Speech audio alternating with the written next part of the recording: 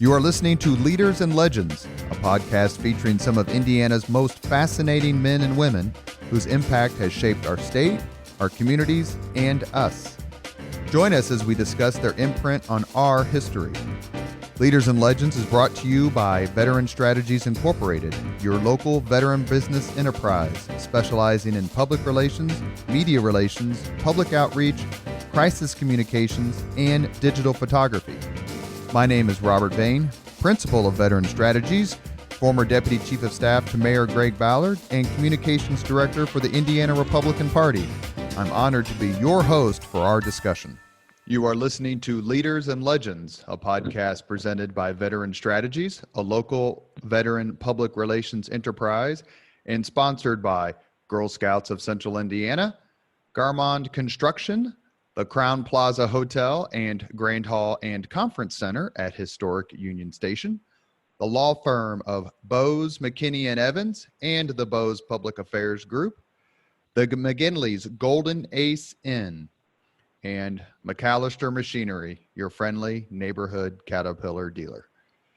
Thank you for joining us on the Leaders and Legends podcast. Our guest today is Jake Query, radio talk show host extraordinaire, sports trivia vault. We're going to maybe test his ability a little bit today. An all-around good guy. He is Chris Spangle's conduit to sports knowledge. Chris is suffering through these sports-related podcasts, but we hope he has fun today because he knows Jake pretty well. Jake, thank you for joining us on the podcast.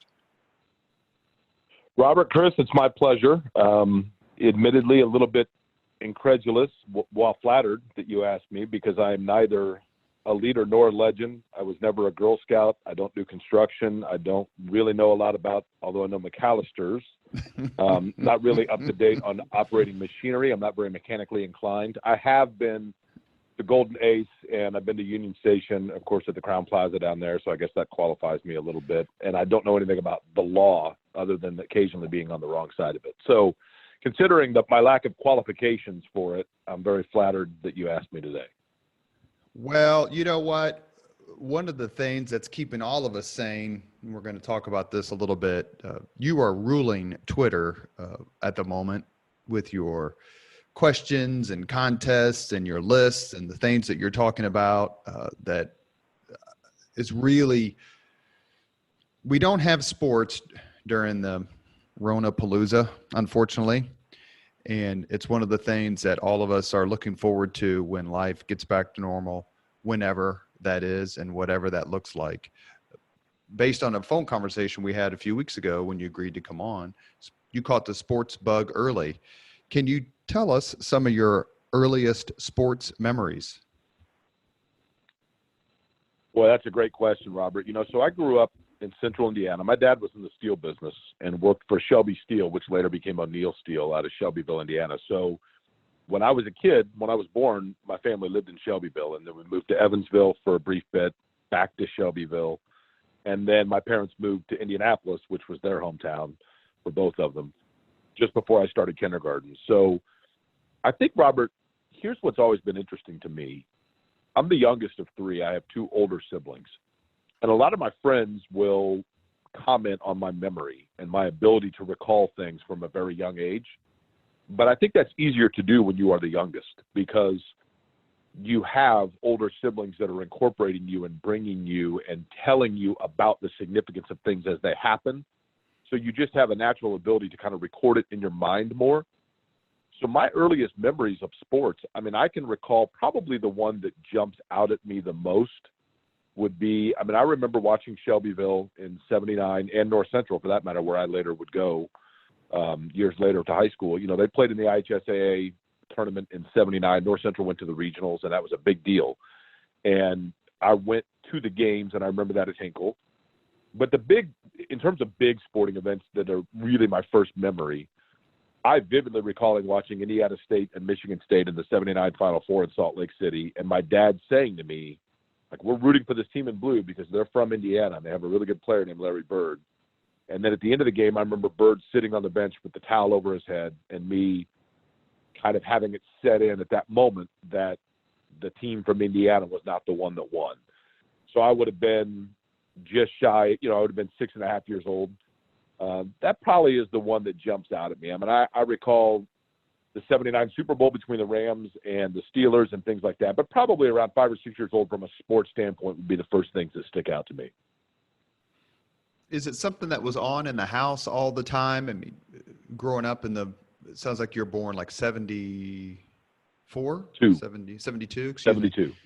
Yep. I was taking notes so I could do the math. Forgive me, 72. So you grew up at a time when, as you started to mature and get into high school, that's when ESPN really took off.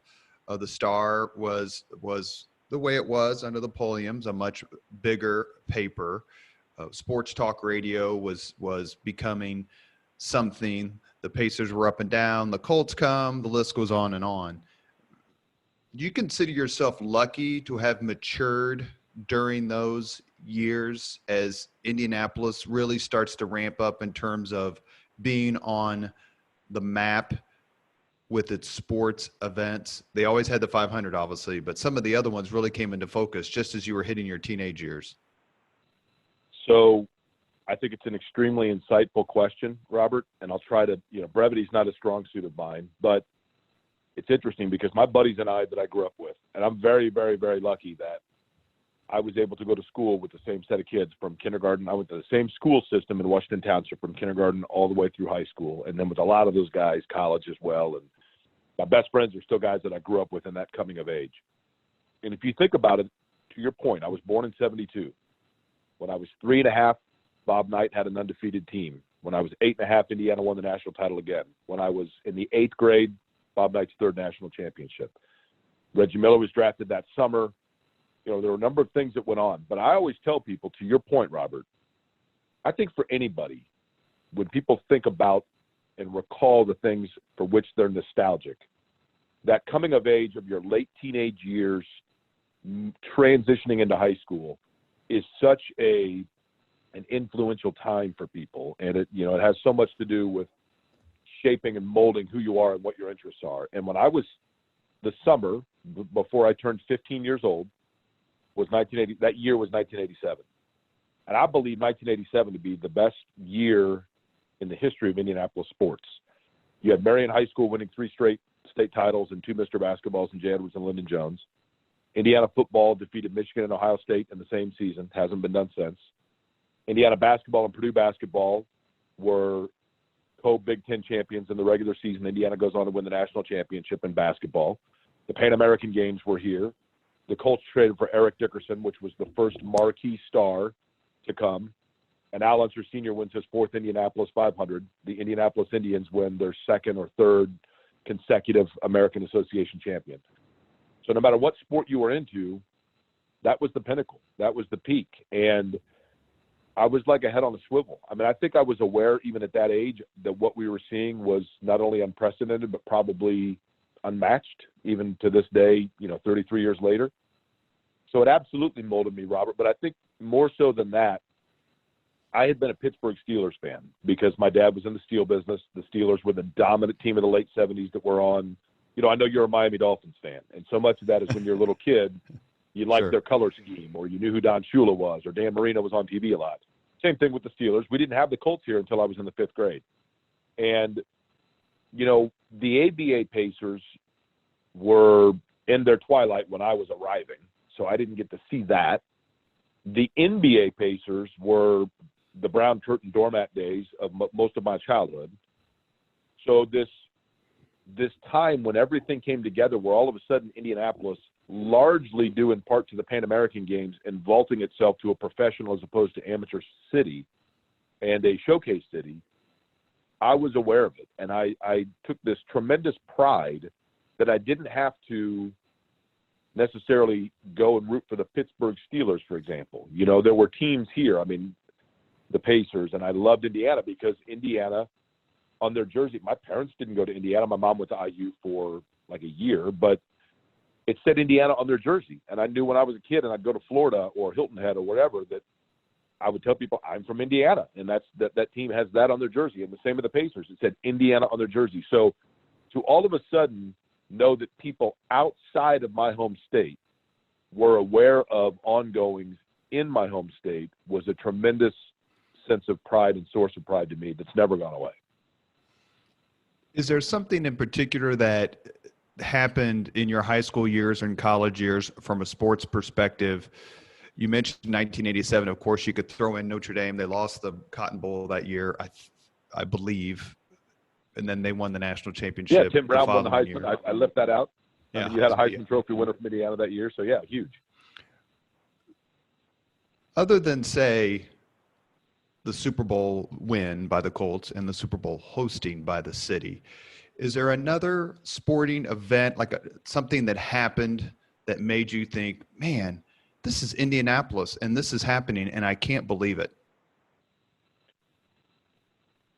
The Super Bowl is obviously the pinnacle answer there, because I actually had that exact thought walking downtown the night before the Super Bowl and just seeing everything. And I thought, I can't believe the epicenter of the sports world is here. But the two things that precede that, where I thought that, the first one was indeed the Pan Am Games, because it's so funny to me, Robert. When I was a kid, I was so excited when the Pan American Games came here, the 10th Pan American Games in '87 in July and August. And, you know, you had all these athletes from all over, I'd say the world, but obviously from, you know, Latin and North America here and South America here in Indianapolis. And it was such a huge deal to us. And truth be told, I couldn't tell you where the Pan American Games have been ever since. I assume they still do them, but you know, it was getting national television. The opening games of the Pan American Games were on national TV, and it was at the Speedway. And, you know, we had the National Sports Festival in 1982, which was basically an AAU level showcase for high school and young college athletes across America. So we'd never seen anything like that. And going down and going to the Pan Am Plaza and seeing people trading the little pins from the different countries and all these athletes walking around. And I remember I made friends with a basketball player from Panama, and I was a ball boy, along with Eric Montross, actually, was a ball boy. And it was very surreal. I couldn't believe that for that 3-week period, the epicenter of sports in North America and South America was in Indianapolis. The other thing I think that kind of put a bow tie on all of that and secured us as a city was, in fact, when the Pacers broke through in 94 and 95 in the Eastern Conference Finals. Well, the Eastern Conference Finals in 94 against the Knicks, then in 95, round 2 against the Knicks, going into playing Orlando in the Eastern Conference Finals. But having those games on either side of the Indianapolis 500, I mean, I'll never forget. I think it was 94. It might have been 95, but one of those years, you know, certainly into like the Bulls in 98. Certainly it happened in 98 with the Bulls.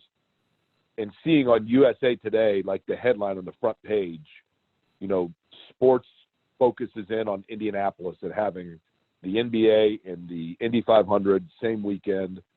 You know, for a kid that grew up here in the days when it was exciting to go downtown and watch the AUL Tower being built, and it was fun when people came in from out of town to show them the pyramids because that was all we had to show. It was surreal, man. I was full of pride, but it was surreal. You mentioned something earlier about the youngest being the youngest and maybe that being a catalyst to your memory. It's funny you say that because that has been said to me by my siblings. I'm the youngest of 4. Most of my sister's 62, my brother's 61, and my other brother's 59. And I was recently on Facebook given the 10 albums in 10 days challenge by my buddy, fellow East Sider Bob Fry, who now does great work for Mayor Hogsett. And I'm looking at the albums that I want to post, and they're all in the late 60s and early 70s because even though I was 4, 5, 6, 7, that's what I was listening to because that's what my older siblings were listening to, whether it's Abbey Road or Led Zeppelin 4 or Machine Head by Deep Purple or whatever. There is something to that. Do the memories of you as a kid, the memories you have as a kid, include playing sports, watching your siblings play sports? It was such a huge aspect of our lives, Little League or YMCA football or CYO. Is that something you've brought on to your memories to this day? I think for sure, you know, aside from before I was of age to go to school. And I was 4 and 5 years old in Shelbyville, listening to my sister's K-Tel Hit Machine albums with Captain and Tennille and ABBA on them. But once we moved to Indianapolis in particular, you know, my oldest sister, Jude, was a really, really good athlete. She was a great softball player. She was on a team that went to the 1984 Big League World Series. I always felt bad for her because her team qualified. They'd knocked on the door in regionals a couple years in a row, and then they qualified in 1984 for the Big League World Series of softball, and it was held in Indianapolis. And I always felt bad. The year before, it was like in Fullerton or Long Beach, California.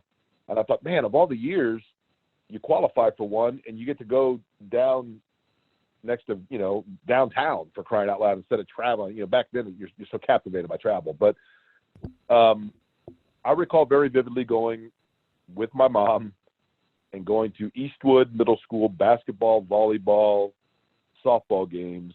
And then Little League was such a big deal, Robert. I mean, I grew up on the Northeast side in Allisonville Little League. And then, of course, I was never a good enough baseball player to make the All-Star team. But it was so fun to then watch my friends that were on the Allisonville All-Star team playing against Eagledale and, you know, Randsburg and Haverford and Fall Creek and all these different little leagues. And to this day, I mean, I'm 47 years old.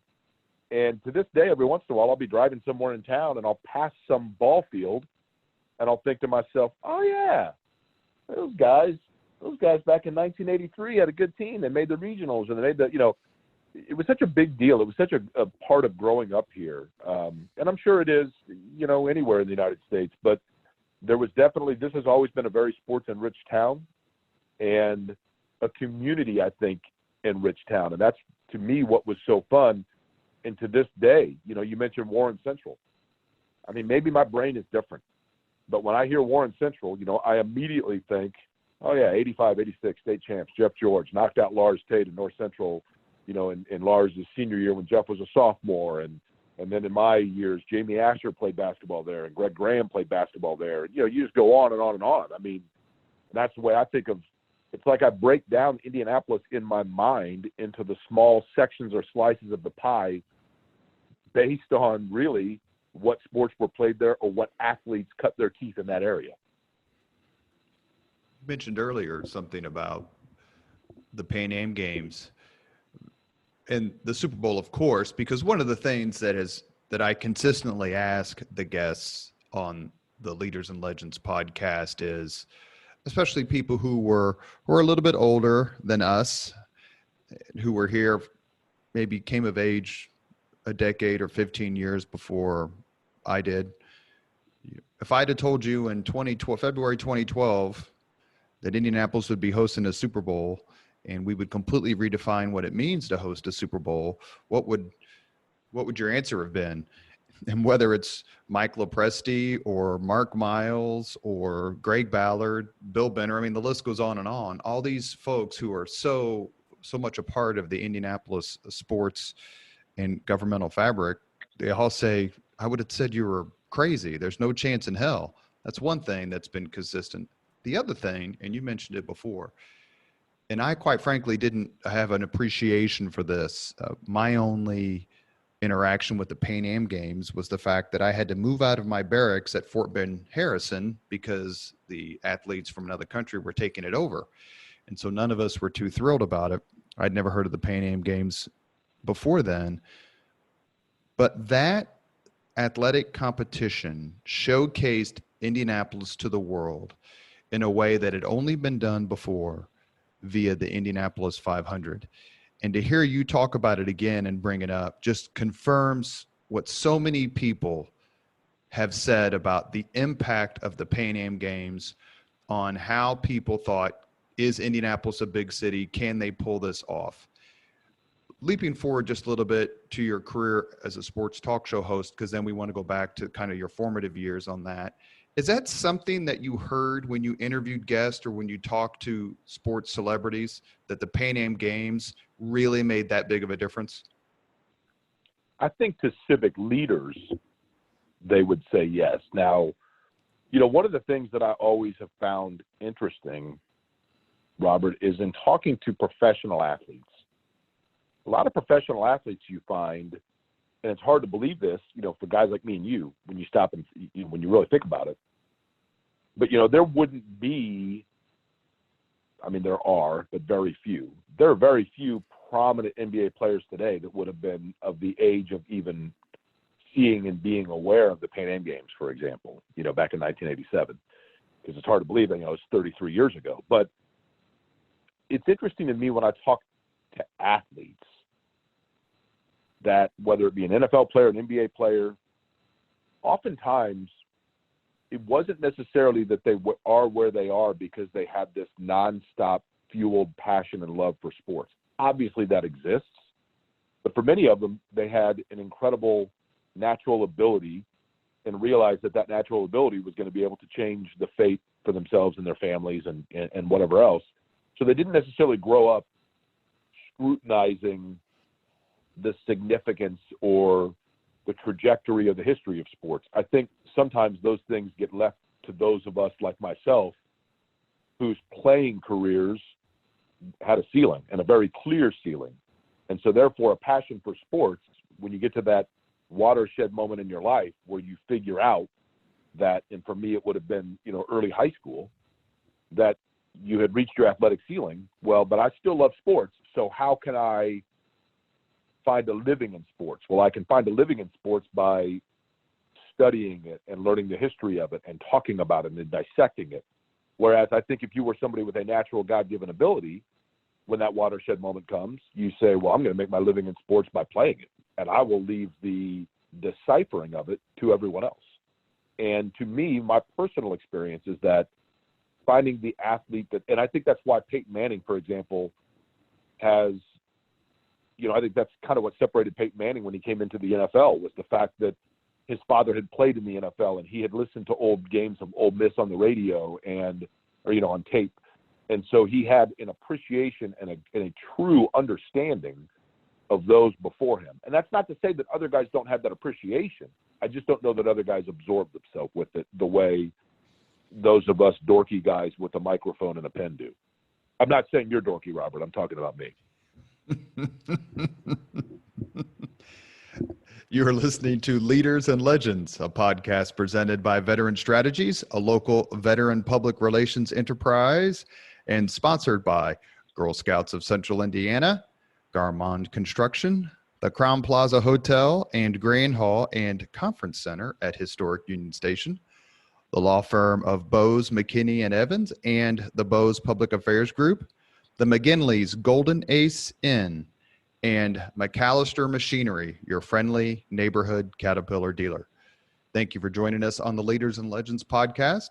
Our guest today is Jake Query, who is going to regale us with some more of his memory tricks and feats of strength, I should say. I've had a few conversations with him, and it's particularly remarkable. So if you're looking for a partner in some sort of sports trivia contest and you don't ring up Jake, you are making a huge mistake. One question we ask everybody, Jake, is the same, and that is there a Hoosier leader or legend you particularly admire? There are a lot. I know that I think for me, it was I can't emphasize enough, Robert, for whatever reason, and maybe it's odd, maybe it's, maybe I'm alone in this, but this kind of love and pride I have about Indiana and being from Indiana and, just being Hoosier through and through, essentially. And going back to your question about kind of the coming of age and, the mid-'80s for me and being of that age of kind of seeing the world through a different lens and realizing that other people can see you as well. I loved it, that America, for the most part, went to bed every night by watching David Letterman. And I loved that David Letterman had the same pride in Indianapolis. And, Johnny Carson's from Nebraska, I believe. That's correct. I had to look up the other day. I think Jimmy Fallon is he might be from Michigan, or maybe it's Jimmy Kimmel that's from Michigan, one of those two. I'm not exactly sure where Ed Sullivan's from, but it would be hard-pressed if you were somebody who watched David Letterman to not know, based on routine references of it, that he was from Indianapolis. And so his ability to kind of make Indianapolis cool and let people know that Indianapolis is a good place, I just had such a pride in that. And he was such a unique personality anyway, still is, obviously. So I would say Letterman number one. But then in terms of, people posthumously that I have a great admiration for, and not to pigeonhole myself here into a sports conversation, but I read a lot about, studied a lot about, tried to absorb as much as I can about, gone around town to try to find the footsteps thereof of two athletes, Major Taylor and Oscar Charleston, that were arguably the two most prominent African-American athletes of their era, that were both, in Major Taylor's case, the first ever world champion in any sport that was African-American as a bicyclist at the turn of the 20th century. And then in Oscar Charleston's case, a top 10, certainly, maybe even top 5 all-time baseball player that played a lot of his time and spent a lot of his time here in Indianapolis with the ABCs and the Negro Leagues. And those two guys I have enjoyed and been fascinated by, trying to learn and absorb as much about them as possible. But it's disingenuous, obviously, to say that I saw their touch on things during the era. So it would be Letterman active, Oscar Charleston, Major Taylor posthumous. And it would be remiss of us not to mention the fact, to your point, what you said about Letterman making Indianapolis cool is something I haven't heard before, but it couldn't be more on point. But for years, people went to sleep watching David Letterman and then woke up the next day and had their breakfast and coffee with Jane Pauley. Yep. Who graduated from Warren Central. One of the things that's come through in talking with you is a love of the spoken word, and that is 100% a compliment. It's something that started at North Central and went through college. Talk to us a little bit about that aspect of your biography, when you caught the broadcasting bug, and then how it's kind of led to your career in sports. Well, when I was really little, preschool age, I remember my mom bought me a little wooden wall decoration of a doctor. And she told me I was going to be a doctor. And I was on board with that. Okay, sure, great. And then when I was like in second grade, my mom had a friend that worked at the IU Med Center, and so she took me down there to go see the Med Center for a day. And we went into the blood bank where they were separating plasma, and I walked out and like sat down on the ground. I still remember this like it was yesterday, and I was white as a ghost, and I said, I'm not going to be a doctor, because I saw the blood and it wasn't going to happen. And then, Robert, truth be told, you start getting things called report cards. And when the report cards came out, when you're busting through solid B's and C's, med school probably isn't anything that works for you. So, I was lucky to grow up in a city that had great sports broadcasters. And the Indianapolis 500 on the radio, before I was old enough to go to the race, my grandparents lived in Claremont. And my parents would take my younger sister and I, my middle sister, I should say, the younger of the two, and drop us off at my grandparents'. And they would have the race on the radio, and we would listen to the race, and I was mesmerized by it, like hearing the broadcast of it and listening to it and picturing it in my mind. And, it was this theater of the mind. And even at a young age, 7, 8 years old, I was just absolutely taken by it. And then as an Indiana basketball fan, I absolutely loved listening to Don Fisher. I would tape Indiana games. I would listen to him. I would listen to his meter and his rhythm and the way his catchphrases. And, on top of many others, obviously. But I decided at a fairly young age, once I knew I was going to be a doctor, that I wanted to do, and my biggest goal was, I wanted to do the Indianapolis 500 on the radio. I wanted to be part of that I had listened to. And so I was extremely lucky that when I entered North Central, they had a radio TV program. And I used to listen to the North Central students do the games, talking back again about Lars Tate and Gary Thurman and the great North Central athletes of the early 80s taking on a young Jeff George. I mean, I listened to those games from the student broadcasters, and as far as I was concerned, I was listening to WFAN in New York. You know what I mean? I mean, that was big time broadcasting to me. So it's a junior senior program at North Central at the J. Everett Light Career Center, WJEL, and I took the class as a junior, and you go through it as a junior, and then they ask back like 10 students for the senior year, and that's where you get the chance to really do on-air stuff. Well, I was in a unique situation because my junior year, I had just signed up for the class, and they came and said, hey, we had a senior that was supposed to do the football games on the radio, but they dropped the class. So we're actually going to hold an open tryout. So I went down with my tape recorder to a freshman football game the next day, along with about 8 other guys. My buddy Mac Engel, who's now a writer for the Fort Worth Star-Telegram, an accomplished author in Texas, was one of the guys that was trying out with me. Adam Alexander, who now does NASCAR on FS1, was playing on the football team. So he didn't join until basketball season because we needed basketball also. But I tried out, and I'll never forget, Robert, I was standing, and I realized this story is significant to me and probably me only, but I was standing in line at the North Central cafeteria, and somebody came up and said, hey, did you hear? And I said, hear what? And they said, you're doing the North Central game. Like, they picked you. Mr. Hendricks and Mr. King picked you to be the guy. And I was the first junior to get that honor. And at that age, it was a huge honor. And I've been very, very lucky to have done a lot of cool things in my career, but nothing that I've done made me more excited in the moment than that moment when I found out that I got to do North Central basketball and football on the radio as a junior. So I did that my junior, senior year, and then it wasn't so much about me setting out saying, this is my career goal, I want to make a career as a radio or TV broadcaster, as much as I enjoyed it, and it came fairly easily to me. It wasn't really difficult to me. And I don't mean that arrogantly. I didn't have to put a lot of work into it, truth be told. And I kept waiting for someone to tell me that I wasn't good enough to make a living at it. And I'm still kind of waiting for that. You know what I mean? And that may still come around the corner. I mean, I might be a week away from finding that out. I don't know. But so far, it's been a good run. In your mind, who is the best high school basketball player you've ever seen in Indiana?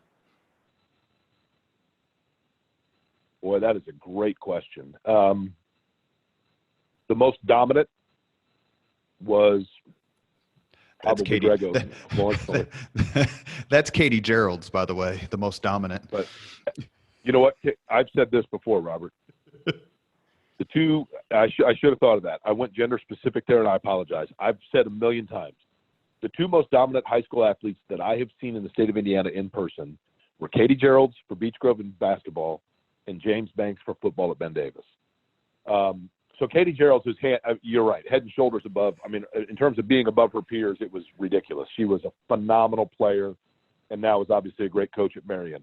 I used to referee her, actually. I hate to say that. Back when I was in graduate school and would referee basketball. Go ahead, please. Chris, cut that part out because I can't really hear him. Thanks, Chris. Anyway, go ahead, Jake, with your answer. Katie Gerald's had to have been 3 paces ahead of everybody. I mean, I know you told me one time that you had refereed her as a younger player, and I can't imagine because you would have been my eyes would have been glued on watching what she was doing and forgetting what everyone else was doing, right? It would have been like Kobe Bryant, 4 years into his NBA career, deciding to enroll at IU and then playing in the Big Ten. I mean, it was phenomenal. The thing was, as a referee, you couldn't call fouls on her because she never fouled, and she constantly got fouled. And the coach would get on your ass about it. And I was just sitting there looking at him like, you're down by 30. She scored 80% of the points. You guys are hacking the hell out of her. She's shooting 90% from the free throw line. What do you want me to do? Like, it's not my fault. Of all the people I ever refereed in all the AAU games I refereed, I never really did high school. I did AAU high school, but I didn't do like IHSA high school. But she was by far the biggest. The gap between her and everyone else on the court was unlike any I'd ever seen. I would agree with all of that, and the free throws that she hit to get Beech Grove into the finals. I mean, it's truly remarkable. from a boys basketball standpoint, Greg Oden was the most dominant, obviously, and I covered him. I was working at Channel 6 at the time. And you have the obvious. Sean Kemp was a dominant player. Damon Bailey was, a legendary player. I'll give you a couple that I think get lost a little bit in the shuffle. One of them, he's a Mr. Basketball, and he was a great player at Indiana, but Jay Edwards was so incredibly good in terms of being effortless. And, I know that Pat Graham once told me that when Pat Graham was getting recruited to Indiana, Pat Graham of Mr. Basketball in '89, that he was watching a practice and that Knight made the comment to Pat Graham that Jay Edwards was the most naturally gifted player he'd ever coached. And that's the guy that coached Isaiah Thomas and coached Mike Woodson and coached Scott May and Quinn Buckner. Edwards was that good. But I'll tell you a guy that you don't ever hear him mentioned. And this is not to say that he was the best player I saw, but the best player to me in terms of a guy that I watched and just thought he was on a different level. And you never hear about him. So the best player to me, among the obvious, would be Archie Fuller of Anderson, who I think dropped 49 in the semi-state in the 90 tournament, got Anderson into the Final Four. That year when Bailey took the Final Four to the Hoosier Dome, and it was Damon Bailey, Elkhart Concord, or no, let me think, it was Anderson, Southport, Elkhart Concord, and B&L. That's who was in the Final Four that year. And, William Moore was a really good player for Southport, but I thought Archie Fuller at Anderson that year was a very underrated and unheralded star of Jack Fuller. Era of high school.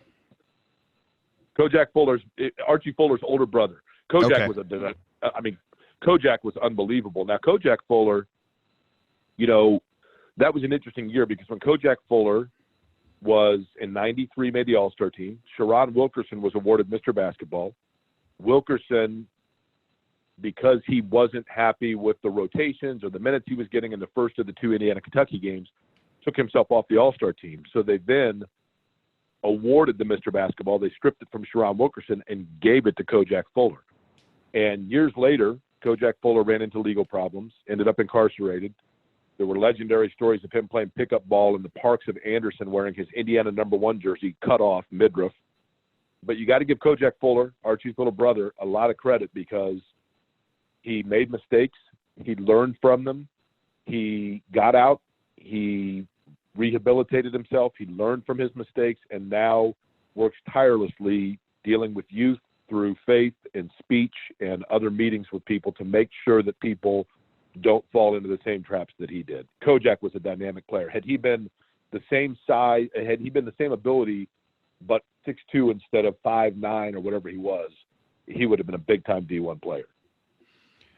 One of the things that's been a common theme, not for everyone, but for a lot of people who've come on the Leaders and Legends podcast, and that is going to North Central.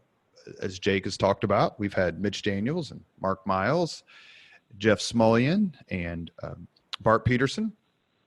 Talked about what a wonderful school that was. And we've also had several people who went to Indiana University and are about to have another one because in just a few days, I'll be interviewing Ray Tolbert for the Leaders and Legends podcast, a member of the 1981 National Championship team. So let me ask the question I ask everyone who went to IU. Did you have fun?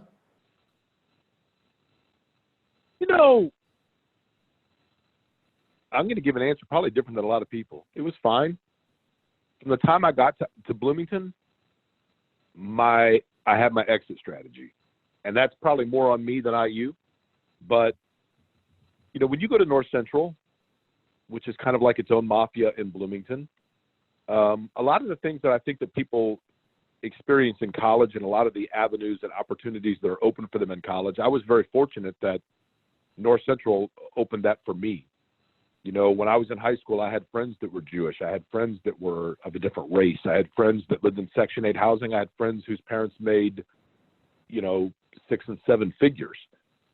So I had the whole gamut. And when I got to Indiana, and I know that, I had a lot of friends that loved it and still go back for homecoming every weekend. I grew up such a rabid IU fan that I think what I fell victim to, and this is on me, was I allowed the university to be defined by its athletic prowess. And so when I went to school there, I don't know that I ever fully embraced or grasped that I was at an institution of higher learning. For me, it was I was at the place that had the basketball team that I'd grown up worshiping. And I felt like the tools that I had in terms of being a broadcaster, and, I'd already done probably 75 or 100 basketball games on the radio and another 30 football games on the radio. And I'd anchored television shows. I mean, I know now, I look back at it and I'm like, yeah, you did it on low rent, high school, township television. But still, I felt like the skill set that I had entering college, I didn't know what at college was going to do for that skill set. Now, obviously, now I know that at college I further learned how to live with people different than I learned how to, handle and deal with the responsibilities of the mistakes that I made, balancing my checkbook, being away from home, doing my laundry, all that stuff. But I enjoyed it. I left there and came back to Indianapolis, and I've been back 5 times to speak to kids and 10 times to cover games. And it's kind of weird. When I go back, truthfully, I don't get like all butterfly-y. I'm just like, oh yeah, okay, that's where I live. That's weird. That was a long time ago. So that's not to say that I didn't enjoy it, but it wasn't, I don't have any desire or necessity to relive any of it. Your next door neighbor was whom? Well, I lived next door and it was great. And so, yes, I had fun in this regard. As soon as I moved down to Bloomington, I lived in Jackson Heights Apartments, and you open the door and there's A, B, C, and D apartments. And I lived with my buddy Marcus Walton and a guy named Chris Townsend and a guy named Dennis Dunham. The 4 of us, just 4 dudes in college living together. Well, hey, let's go meet the neighbors. So we go across and we knock on the door, and the door opens, and I'm like, and I grew up a massive Indiana basketball fan. I mean, like a zealot. Like I could tell you Bob Knight was born on October 25th, 1940, and I could tell you they beat Syracuse 74-73, North Carolina 63-50, Michigan 86-68, Kansas 60-42, and 69-68 for their 5 titles. Like, huge IU fan. So the door opens, and I'm like, that's Bob Knight's kid. And he's like, hey, what's up? I'm like, well, I'm Jake. I'm your neighbor. And he's like, yeah, I'm Pat. So Pat Knight lived next door to me, and his roommate was a guy named Ryan Carr, who is now a vice president or an executive of the Pacers. He was the director of scouting for a while. I believe now his technical title is president of player development or vice president of player development. But so those 2 guys lived next door to us, and it was great. And we got along. It was wonderful. And we'd go back and forth all the time. Well, finally, by like mid-October, we're sitting around one night, and Pat's like, we're constantly going back and forth between apartments. Why don't we just knock the wall down and make it one big condo? And we're like, can we do that? So Pat leaves. Of course, he lives in Bloomington. He's a native of Bloomington. He comes back, and he's got, like, goggles on and a power saw. And he's like, let's do it. And we took the closet of our apartment, and we knocked the whole thing out. And then we went to White Rabbit in Bloomington on the square and bought those Greg Brady love beads and hung those. So, like, literally, I'd be in my room studying or sleeping or whatever, and you hear those beads chime, and you knew that it meant that Pat and Ryan were coming over to see us, or we were going over there to see them, or the dogs are running back and forth. And, of course, most of us are normal college guys, and we're like, well, what are we going to do, like, our deposit? And so we had some guy, and everybody had this guy in college. There were 2 guys that lived around the corner from us named Linton and Flounder. Linton was from Linton, Indiana, and Flounder looked like the dude from Animal House. And Flounder knew how to drywall, and Linton knew how to – so they came – the last weekend of the school year and sealed the wall back up, and the apartment never knew anything about it. We got our deposit back, and all was well and good. And I'm still friends with Ryan and Pat to this day. I love those guys. I mean, we sit around and tell stories. So, yes, I guess I was a little disingenuous in my answer. In terms of things not necessarily directly tied to the university itself, I had a great time down there, and I made great friends. And, we did it pretty much innocuously, if you can exclude knocking down a wall to combine 2 apartments into one, in that. But we had a good time, man. In that regard, we had a lot of fun, and those guys were a lot of fun. Part of your curriculum vitae is interning at MTV in New York City. But before I ask you about that, one of the things that you let me know, which I find incredibly interesting, is that you have a letter from Charles Manson and you have a letter from Kurt Vonnegut. why in the former, and pretty darn cool when it comes to the latter? Is it something that you solicited from them? How did these letters come into your possession? When you asked me about people from Indianapolis that I have a great admiration for, I was remiss in not saying Kurt Vonnegut. So we'll begin with that. Quite frankly, my mom went to Shortridge, and I knew the history and the contribution of Shortridge High School and what a great high school it was. And, it had a daily newspaper, the Daily Echo, I think it was called back in the day. And I knew that, Senator Lugar and Kurt Vonnegut were two of its more esteemed products. And when I was in college, in Bloomington, as a matter of fact, I started reading Kurt Vonnegut books. I hadn't read Slaughterhouse-Five or Breakfast of Champions or some of his bigger ones in high school. Like a lot of people, I didn't read them until college. And I'll never forget, I guess that all kind of does tie together. In 1994, when I went to MTV to intern, it was during the Pacers-Knicks series where Reggie Miller had the 25 points in the fourth quarter and gave Spike Lee the choke sign. And I was reading Cat's Cradle by Kurt Vonnegut, like in that exact same week. And the Pacers won Game 5, and then they came back here, and Vern Fleming missed a late layup that probably could have sealed it for them, and John Starks went off, and they lost Game 6. So they go back to Madison Square Garden for Game 7. And they had a chance to win the game. Patrick Ewing committed 36 fouls, and they didn't call any of them. And Reggie Miller missed a shot that would have, I think, either forced overtime or won the game. And I just remember being so depressed. And I had a Sony Sports Walkman, and I walked up and down Fifth Avenue listening to the last, 30 seconds of that game all by myself in New York City. And the Knicks win, and I'm, totally downtrodden. And I go back into my apartment, and I picked up Cat's Cradle to continue reading it. And it was the part of Cat's Cradle by Kurt Vonnegut that contains the line, you'd be hard-pressed to go anywhere without finding a Hoosier that hasn't made his contribution. And it says, we Hoosiers got to stick together. And it was like this great epiphany for me. Here I was, this lonesome Hoosier in the middle of Gotham with the Knicks ousting the Pacers, and yet I picked up this book, and this guy that went to the same high school my mom went to, it was like he was saying to me, it's going to be all right, because because you're from Indiana, it doesn't mean you can't make your mark. So I went back to Bloomington, and I wrote a letter to Kurt Vonnegut, and I said, and I don't recall exactly, Robert, how I got his home address, but somehow I did.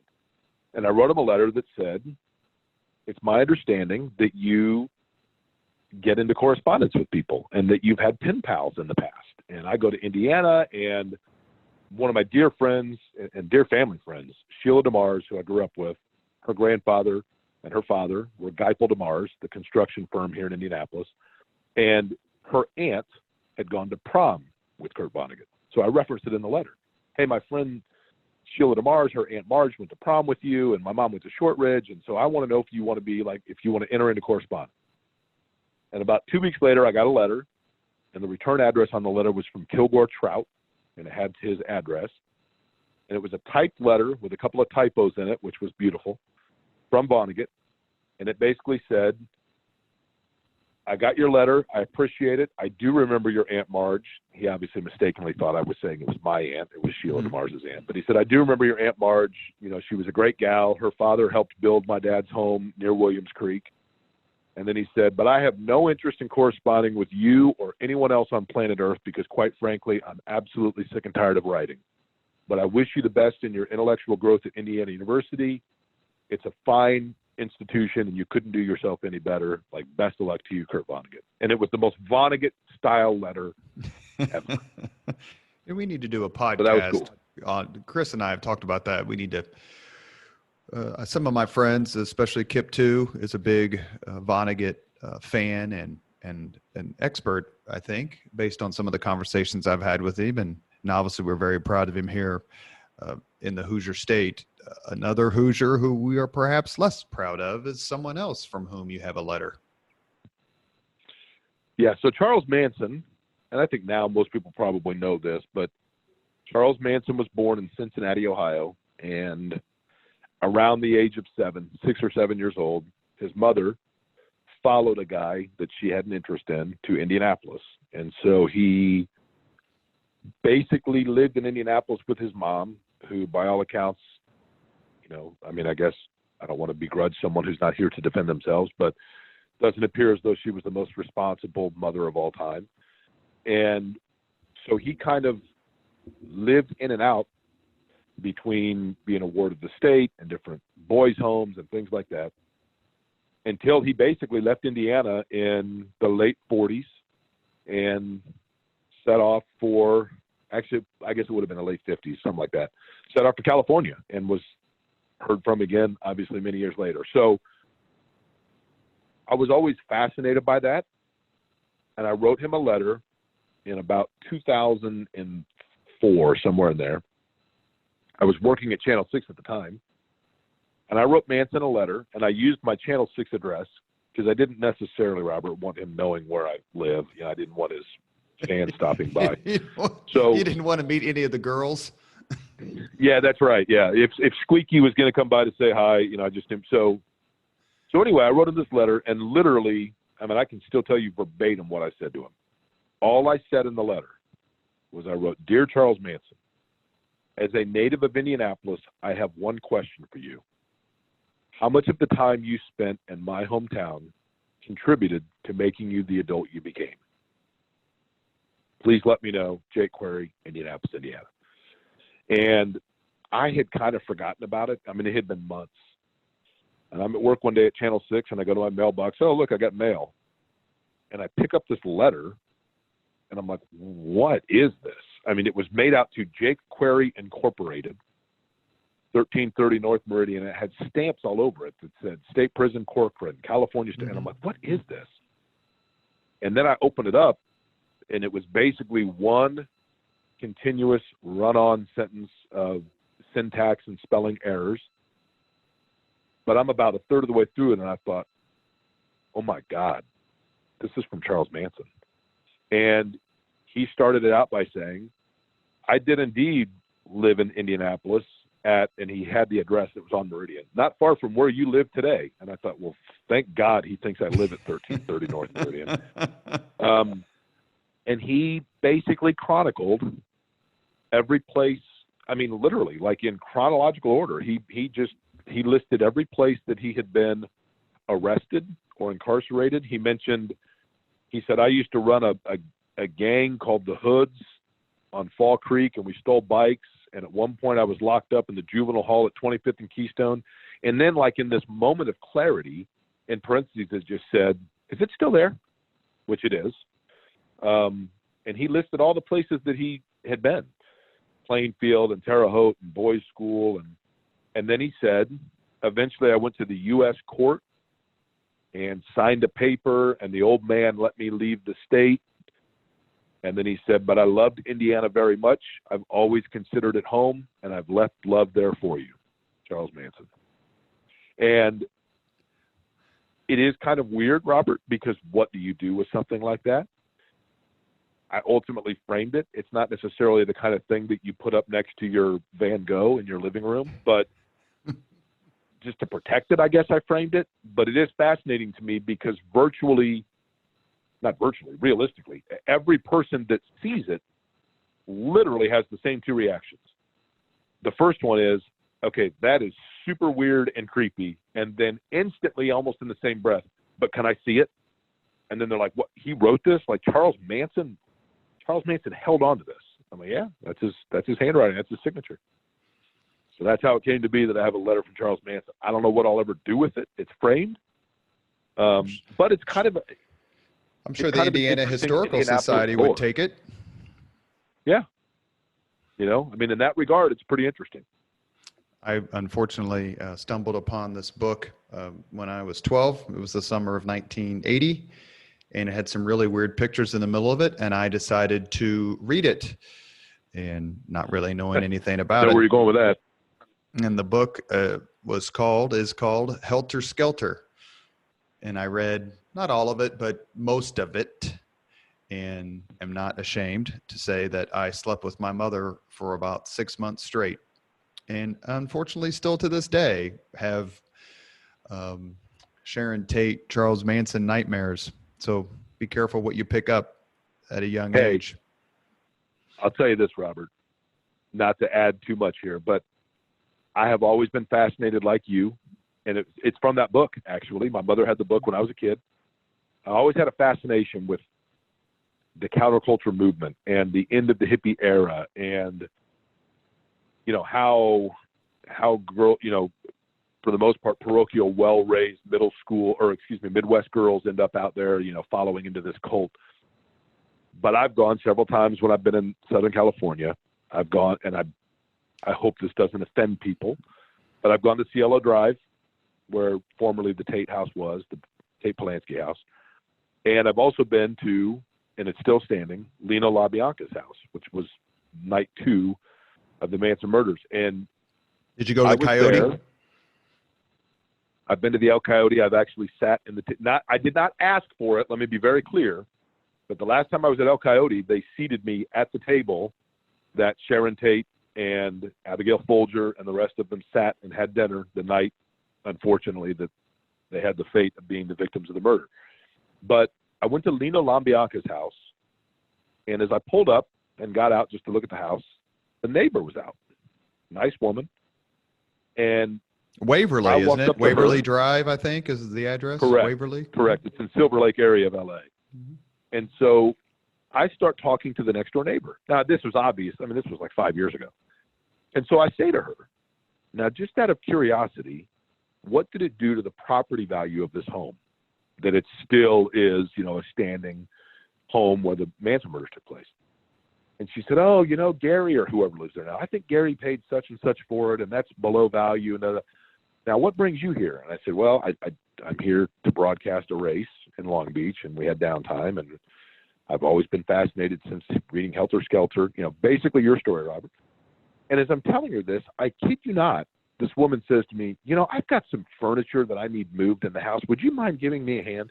So this woman, only knowing that I was there to see a house where the Manson murders takes place, invites me into her home to help move furniture because she was like selling it or taking it to Goodwill or whatever. And I was in her house for like 15, 20 minutes, moving stuff around and lifting up this table and over here and over there. Couldn't have been a nicer lady, and clearly very trusting. But I was just like, well, you're a big okay. dude, man. I get it. I get it completely. I think we'll move on, but Sure. If memory serves, the reason the LaBianca house was selected was because months and months previous to the murders in August of '69, Manson was at I'm assuming, drug-fueled party right next door. And the LaBiancas were the ones who called the police. And the police came and broke up the party. And Manson never forgot.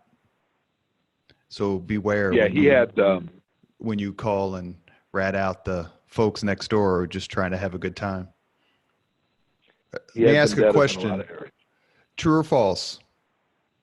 You were asked to be a pallbearer for Mickey Rooney's funeral. That is true. 100% truth. Same weekend, as a matter of fact, not the same year, but 3 years ago, IndyCar race.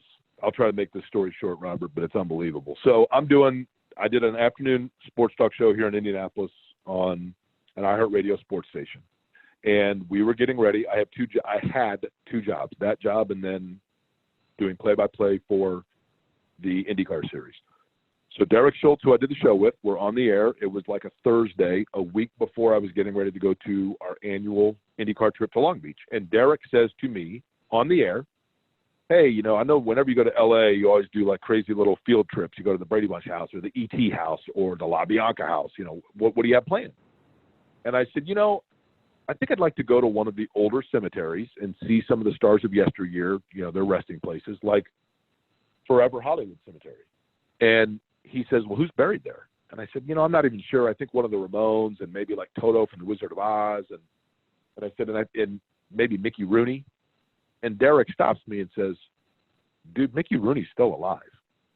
Well, this is on the air like on a Thursday. He passes away like 48 hours later. So my Twitter blows up from people like, oh my God, you killed Mickey Rooney. Like you mentioned it on the air and then you died 48 hours later. Way to go. So we go ahead and go that Saturday. A week later, we're in LA, and I'm like, well, let's go to Forever Hollywood Cemetery. And Mark Janes and Nick Yeoman, who are two of my co-broadcasters. Mark Janes is our anchor. Nick and I are turn announcers for IndyCar Radio.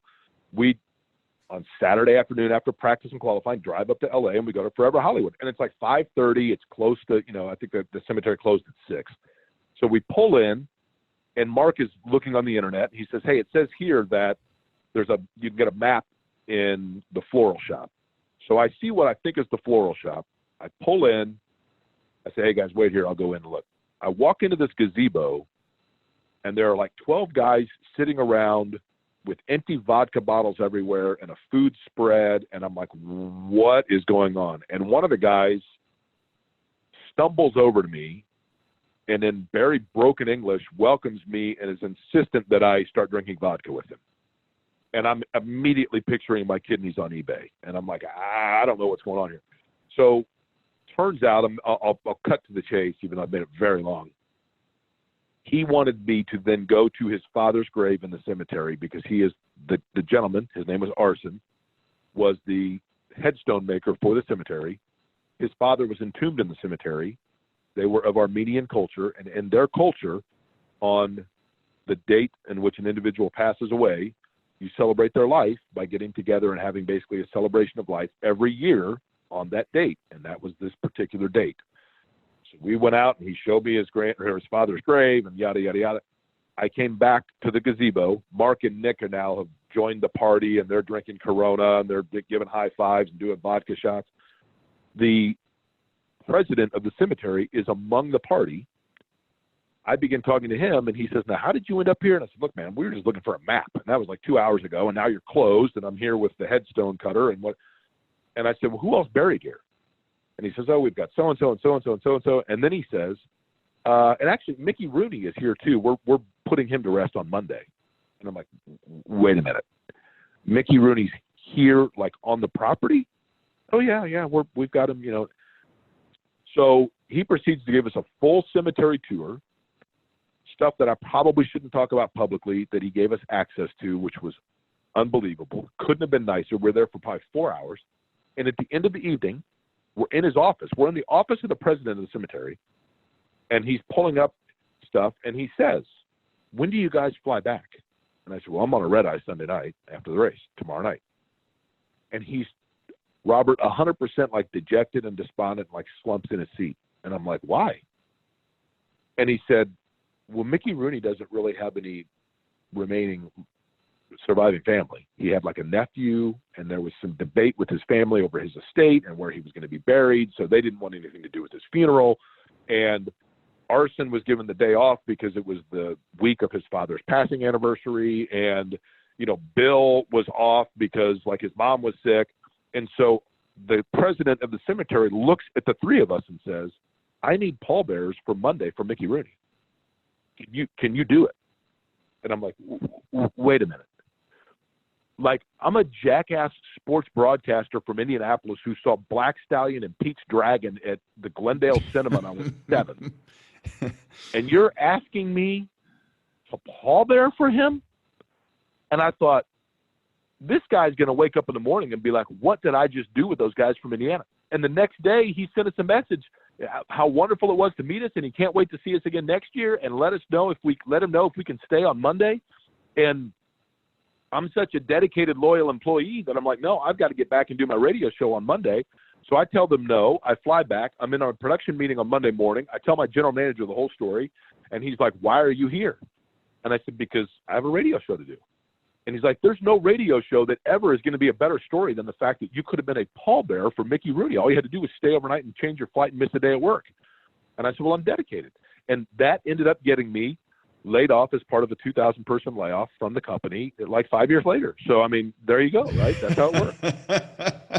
I had way longer story than it needed to be, but it was still pretty unbelievable. It's the first reference to Mickey Rooney, I believe, in any Leaders and Legends podcast. But I had read before that he was, you're talking about a guy who was married to Ava Gardner and who starred with Judy Garland. but had fallen on such hard times, he would accept money to show up at like high school and college parties. Like you could pay $500 and have Mickey Rooney show up at your kegger. You know, kidding and flippant nature aside, part of it too was, he lived a very long time. So unfortunately, he survived. He outlived a lot of his friends and family. But I will say that there were a lot of things that were illuminated to us, maybe even more so than should have been, about his situation and his estate and the fate where he would have needed someone like myself to be a pallbearer. And it was sad. It was sad. It was disappointing. It was tragic to an extent. I mean, part of it, I guess, was the triumph, the fact that he lived as long as he did, and probably was exploited by some people, and divorces, I'm sure, didn't help as well. But it was sad. It was unfortunate. It was sad. And you're talking about somebody who at one time was probably one of the wealthiest and certainly most influential entertainers in the world. And we're talking a net worth probably under $20,000 upon his passing. But I think it also goes to show that I think people get too caught up in who they are and what they are.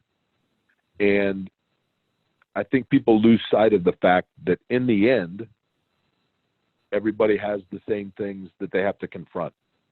And, it really was surreal to me and kind of deep, really, to sit there and think that this was somebody who probably at one time, not unlike Michael Jackson, I had the same thought when Michael Jackson passed away, had access in their fingertips on anything in the world at any point they wanted it.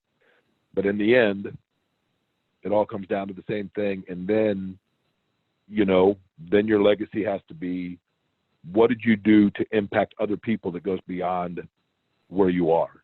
Those two guys did that, don't get me wrong, but it didn't help them in that moment, which was very strange.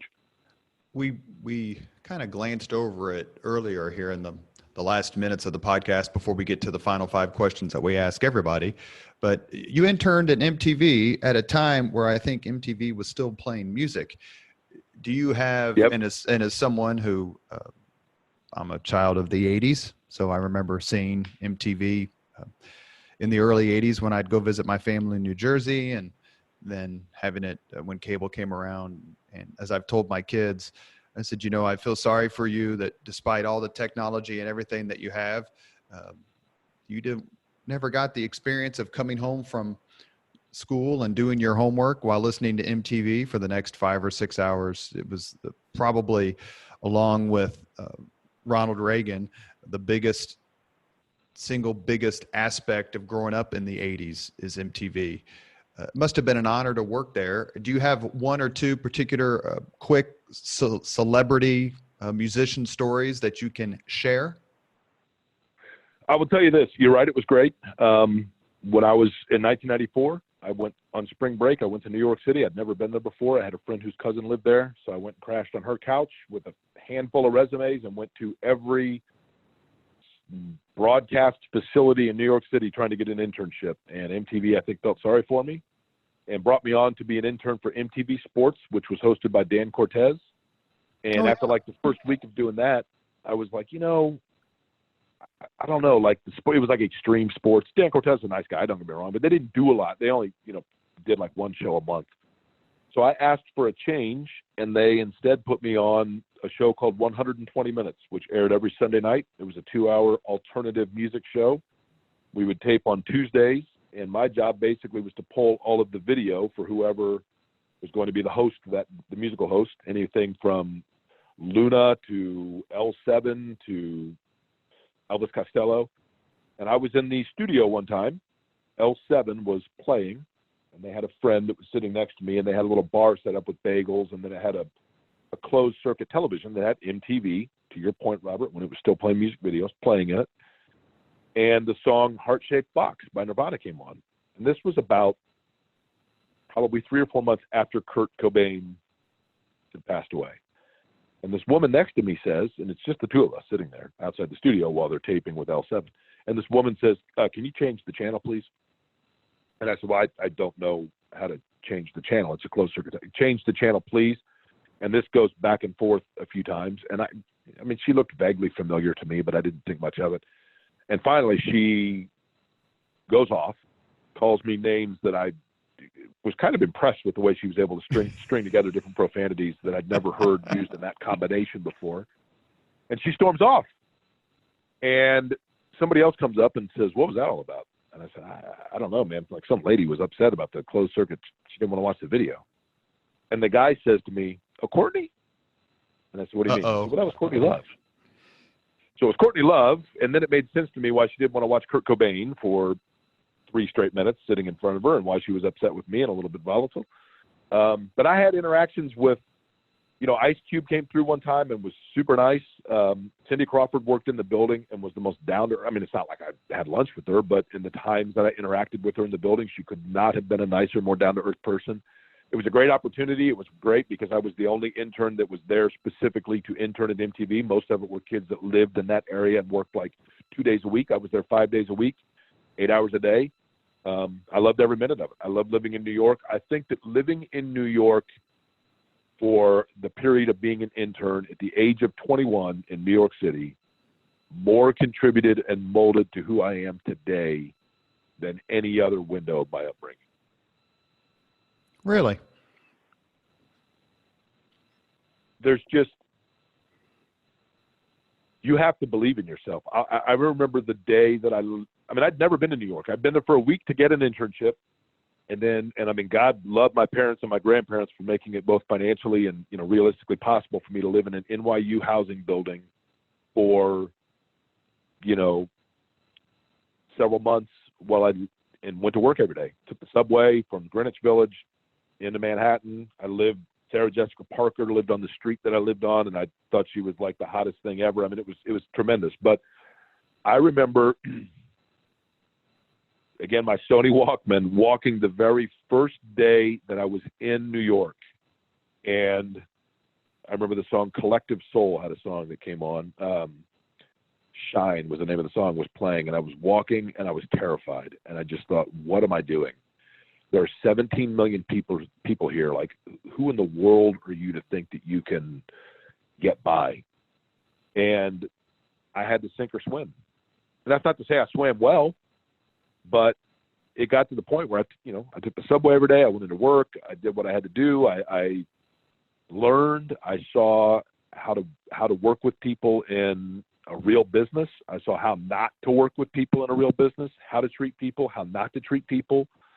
I saw the competitive nature of it, but I also learned that in that competitive nature, in my opinion, the people that I saw that were doing it right were the people that had a compassion about them. And it didn't matter. I mean, I just assumed that New York was this big, nasty, teeth-churning, spit-you-out city. And I had experiences and I had some moments there where people that I'd never met before looked out for me. And I came through situations on the other side for the better. And I never forgot that. And I've always tried to carry it. And that's kind of what I learned in New York, that you had to have a belief in yourself, but you also had to believe that if you had that belief in yourself, other people were going to believe in you too. And I learned that in New York better than anywhere else. And that's kind of a time when New York was coming back. I mean, Seinfeld and Law and Order and Friends. I mean, for a while, New York was such a disaster as a city. A lot of these shows, LA Law or Brady Bunch or whomever, were being filmed and focused more in Los Angeles or in California than New York. But the 90s renaissance of the city, quite frankly, made possible in a lot of ways by Rudy Giuliani, changed that city and made it cool again. So I'm a little jealous that you were there at that particular time. It was great. The Rangers won the Stanley Cup. The Knicks were in the finals. It was great, man. I mean, and I wore a Pacers shirt during that series every day. I had the same Pacers shirt I wore it every day. And people would rip me, but nobody was rude. I mean, it was crazy. Like, I'll do this in 30 seconds. New York, MTV sent me, the Rangers had won the Stanley Cup. They sent me with $3,000 cash on the subway out to Coney Island to buy custom-made Rangers jerseys for all of the VJs in New York. So I'm going out there with $3,000 cash on me. I'm coming back, and this was like 2 weeks after I started there. I mean, I was as green in New York as it gets. I'm coming back with a clear trash bag with 15 $200 jerseys in the bag, custom-made Rangers jerseys on the eve of the Stanley Cup parade. And I kid you not, and I don't believe in this kind of stuff, and people are going to think I'm crazy, and that's just fine. I'm on the train, and I don't know anybody on it. I'm sure I look terrified, and it's not the best part of New York where I had to go to get these things picked up. And a guy about my age sits down next to me and says, Knicks or Nets?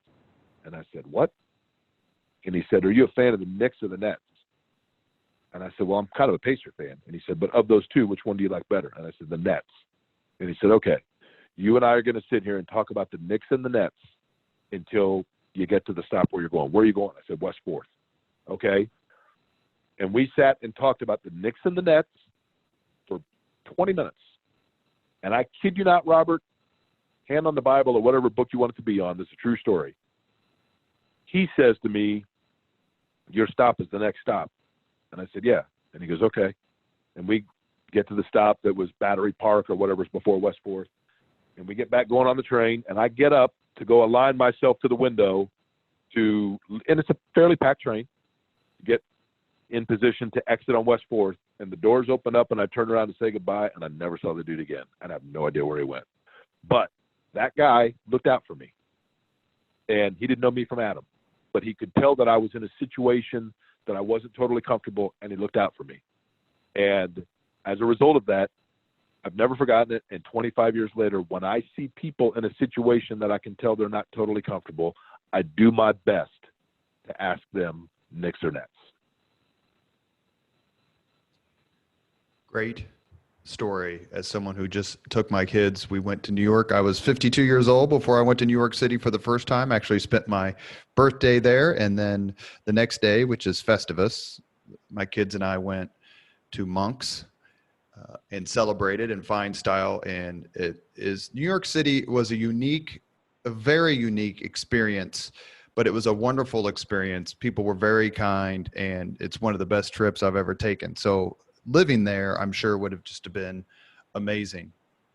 You are listening to the Leaders and Legends podcast. It's presented by Veteran Strategies, a local veteran public relations enterprise, and sponsored by Girl Scouts of Central Indiana, Garmond Construction, the Crown Plaza Hotel and Grand Hall and Conference Center at Historic Union Station, the law firm of Bose, McKinney, and Evans, and the Bose Public Affairs Group, the McGinley's Golden Ace Inn, and McAllister Machinery, your friendly neighborhood Caterpillar dealer.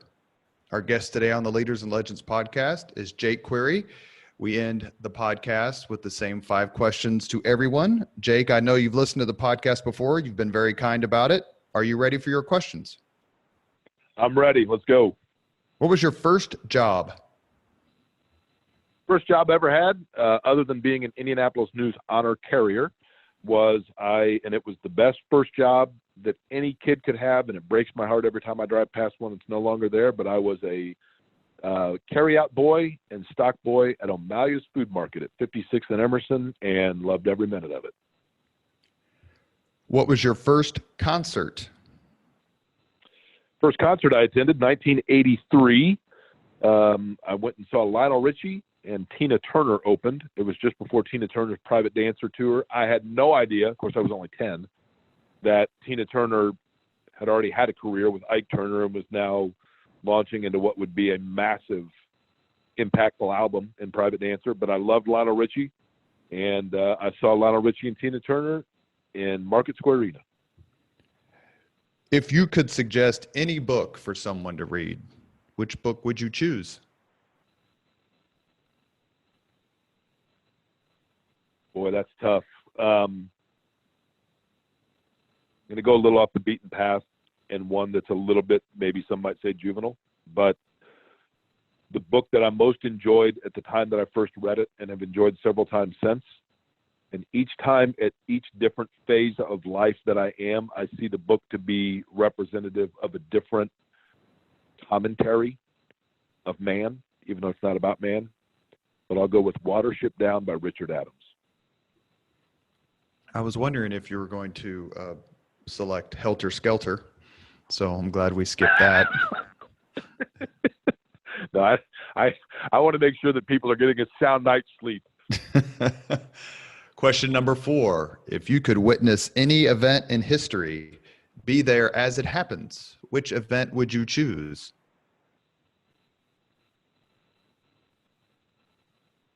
Boy, that is really tough. Why don't you choose a historical event real quick and then choose a sporting event real quick?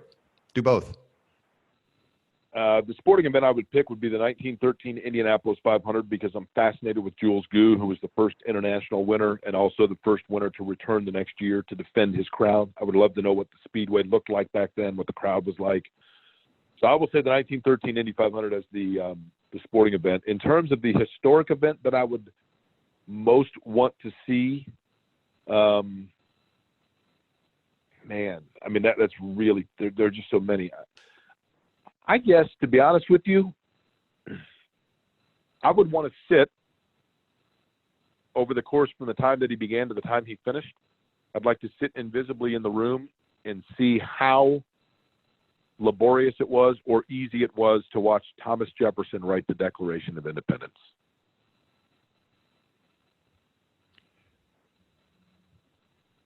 That's a terrific answer, and anyone who's read anything about that time period or Jefferson or the Declaration itself, it's a terrific story. If you aren't that familiar with it, please take some time. There's several really good books about it, but it's a masterpiece to say the least.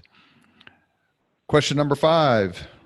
If you could have dinner with anyone living today, 2 hours off the record, whom would you choose? For a long time in my life, I would have said David Letterman, but I've had the pleasure through racing circles of being able to have his ear in his company for a while. I think 2 hours. Now do they have to be 100% candid with me about everything? Off the record. Naturally, the natural curiosity there would be O.J. Simpson, but I don't think that he's worthy of 2 hours of my time. I think I'd go with George W. Bush. I think that he was not only to talk to him about his father, who I have a great respect for, but also he was a president during a time when some pretty significant things happened. And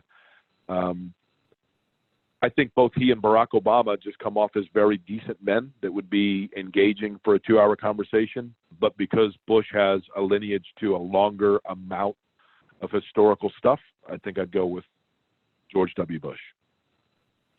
And he's been a popular choice for a lot of reasons. He's also, it would be interesting just to ask him about what it was like to grow up, to do something knuckleheadish and walk into the house and have to face Barbara Bush. Yeah, for sure, that was right? Joyous. No question. Our guest today on the Leaders and Legends podcast is Jake Query. Jake's a lot of things. He's a sports trivia aficionado. He has a terrific career in broadcasting and as a journalist.